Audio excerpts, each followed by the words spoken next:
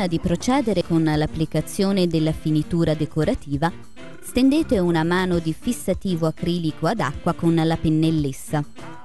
Questa operazione vi permetterà una miglior resa e un fissaggio perfetto della pittura, preservando la parete da spiacevoli e antiestetiche sfarinature che si possono verificare nel tempo.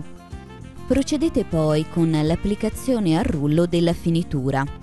Impregnate leggermente il rullo e passatelo più volte sulla retina, fino a quando non ha assorbito la pittura in modo uniforme.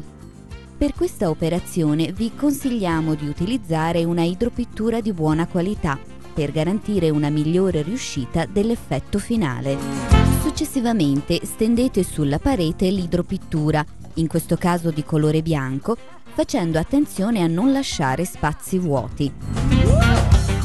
Dopo aver applicato la finitura è necessario attendere almeno 24 ore prima che la parete sia perfettamente asciutta.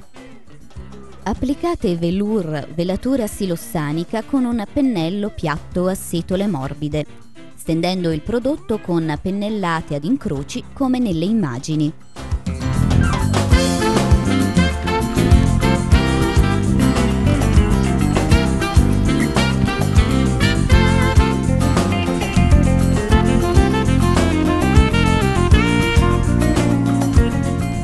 Successivamente stendete accuratamente la finitura decorativa con una spugna, eseguendo movimenti circolari fino ad ottenere l'effetto estetico desiderato.